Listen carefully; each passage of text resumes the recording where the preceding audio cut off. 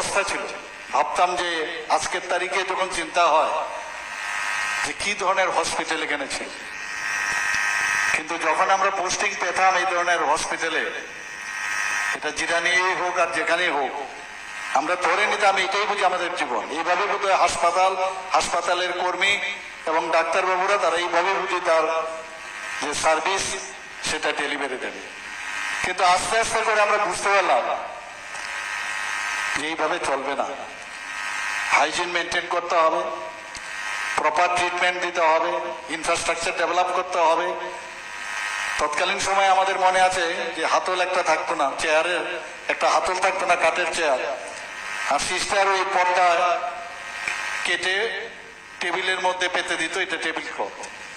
আমরা ভাবতাম মোর দেন সাফিসিয়েন্ট, এটা বিশাল ব্যাপার। আর আজকাল আমরা দেখি সমস্ত হসপিটালগুলো, যদি আমি সমস্ত ত্রিপুরার বিভিন্ন জায়গায় আমি যাই, স্বাস্থ্যমন্ত্রী হিসেবেও যাই, মানে এখন কর্পোরেট স্টাইলের সমস্ত হাসপাতাল।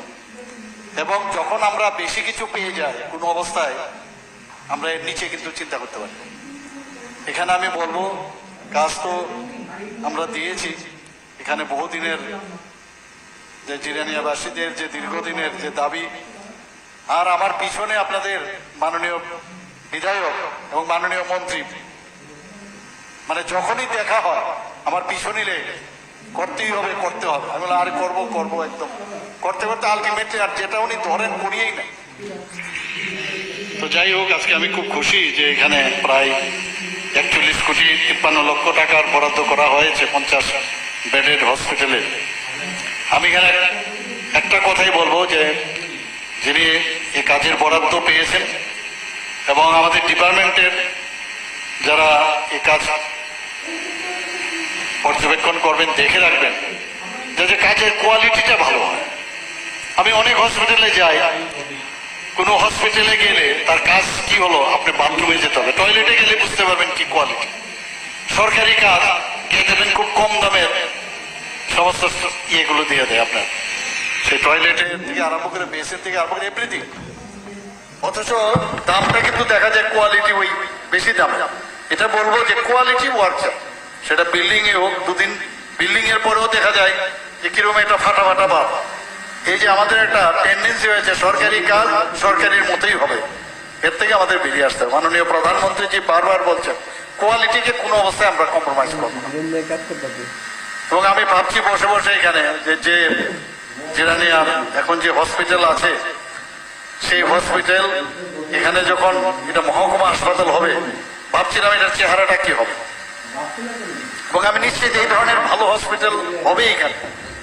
মাননীয় মন্ত্রী বাহাদুর বলার চেষ্টা করেছেন, উনি যেভাবে ভাবছেন যে একটা মহকুমা হাসপাতালে কিভাবে স্বাস্থ্য পরিষেবা দেওয়া যায়, এবং নিশ্চিত আমরা, কারণ আমি নিজে এখানে কাজ করে গেছি, আমি জানি এখানকার কি সমস্যা। এবং আমাদের সরকারের তরফ থেকে, আমাদের ডিপার্টমেন্টের তরফ থেকে, এখানে হেলথ সেক্রেটারি মহোদয় আছেন, আমরা চাই যে ইনফ্রাস্ট্রাকচারে কোনো রকম মানে ঘাটতি না হয়। আমাদের এখন 9টা সুপার স্পেশালিটি যে পরিষেবা এখন জিবি হাসপাতালে চলছে, আমরা কোনোদিন সুপার স্পেশালিটির কথা ভাবিনি। কথায় কথায় আমরা বাইরে এখান থেকে জিরানিয়ার থেকে আগরতলা থেকে ডাক্তারবাবুরা বসে থাকে রেফার করার। আমি বারবার বলছি আমরা পোস্টম্যানের কাজ করবো না, ডাক্তারবাবুরা নিজেদের উপরও ভরসা থাকতে হবে, নিজেরও মাঝে মাঝে একটু রিস্ক নিয়ে হলেও, আর ডাক্তারি করতে গেলে রিস্ক থাকবে। আর পেশেন্ট পার্টিরও, মানে পেশেন্ট এবং পেশেন্টের সাথে যারা আসেন পার্টি, তাদেরও উদ্বেগ থাকে আমি জানি, কিন্তু তাদের সাথেও ব্যবহারটা যদি আমরা ঠিকঠাক রাখি এবং কনফিডেন্স যখন ডাক্তারদের উপর বাড়বে, তাহলে কাজ করতে সুবিধা। কথায় কথায় যে রেফার করা, সেটা যেন না হয়, এবং সেটা এখন অনেকাংশে কিন্তু অনেকটা কমে গেছে, যেটা মাননীয় মন্ত্রী বাহাদুর বলেছেন। সুপার স্পেশালিটি আমি সেক্রেটারি মহোদয়কে বললাম যে যখন আমার এখানে মানুষ দেখা করতে আসে, প্রায় 90% লোকেই স্বাস্থ্য সমস্যা নেই। এবং দেখা যায় আমাদের জিজ্ঞেস যখন করি কোথায় গেলেন, বলে অলরেডি আমি ট্রিটমেন্ট করতে চলে গেছি অমুক জায়গায়। তো আপনাকে কে বলেছে এই ট্রিটমেন্ট তো এখানেই সম্ভব? তো মাঝে মাঝে বলে যে না, ফ্যামিলির চাপে আমরা চলে গেছি, এখানে কোনো ট্রিটমেন্ট হয় না। আবার অনেক সময় বলে আমাদের ডাক্তারবাবুরাই বলেছে যে বাইরে নিয়ে গেলে ভালো হয়।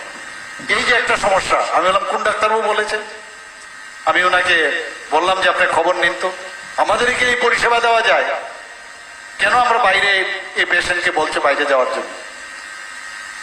গভর্নমেন্ট লেভেলে যে খরচা হয় একটা প্রাইভেট যে ক্লিনিক বা এটা যে হসপিটাল, প্রাইভেট হসপিটাল, তার থেকে অনেক বেশি কিন্তু খরচা হয় আমাদের গভর্নমেন্ট হসপিটাল।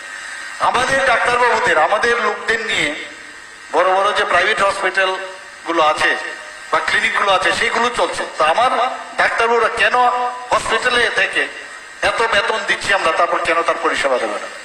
এটার দিকে আমাদের নজর রাখতে হবে। আমি বলেছি ওনাকে।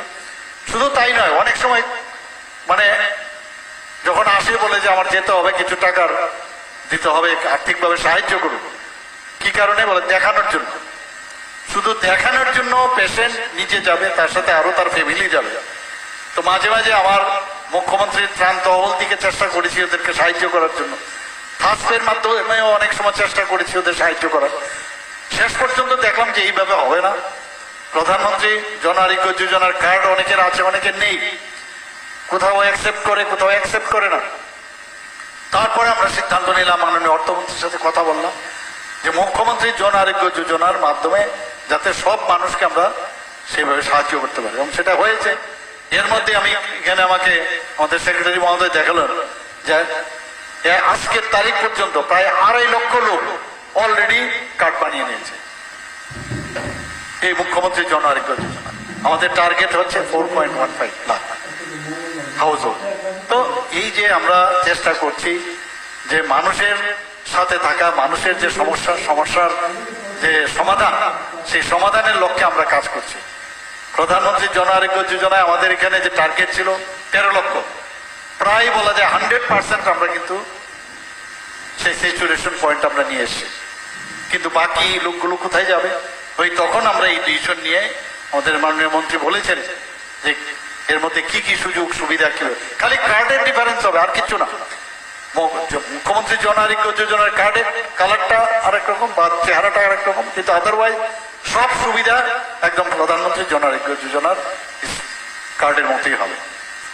আমাদের প্রায় 100 সাব সেন্টার আরো করছি আমরা এখানে, কত বাজেটে আমরা রেখেছি এখানে সমস্ত ত্রিপুরাতে। আমরা সবসময় বলি যে অন্তিম ব্যক্তি পর্যন্ত আমরা সমস্ত সুযোগ সুবিধা আমরা দেব, সেই দিশায় আমরা কাজ করছি।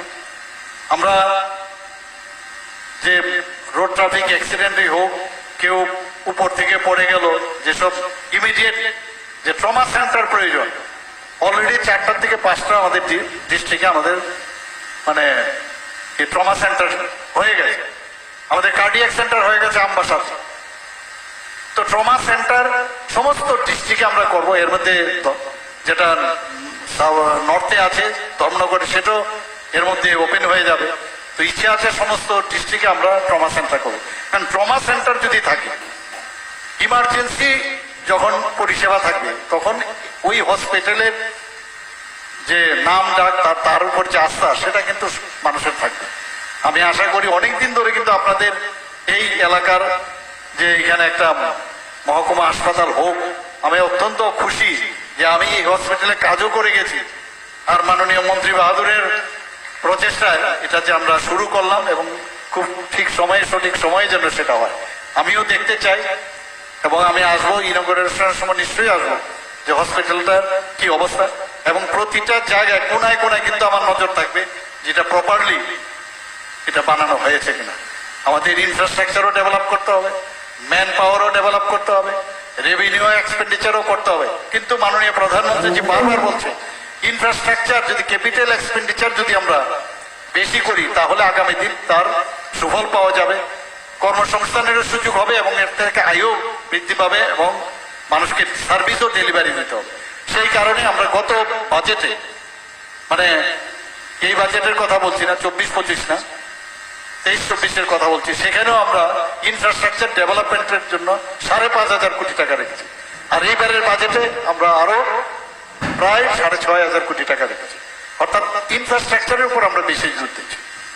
আমি গত কয়েকদিন ধরে, প্রায় গত পরশুদিনও আমি 4টে ডিস্ট্রিক্টে গেছি, সেখানে আমি অনেক জায়গায় ইনোগ্রেশন করছি, ইনফ্রাস্ট্রাকচার ডেভেলপমেন্টই বেশি করেছি। এবং কালকেও আমি আরো কয়েকটা ডিস্ট্রিক্টে আমি গেছি, তো সেখানে আমার সাথে স্পোর্টস মিনিস্টার ছিল। সেখানে যখন আমি বলছিলাম কি কি আমাদের ডেভেলপমেন্ট হয়েছে,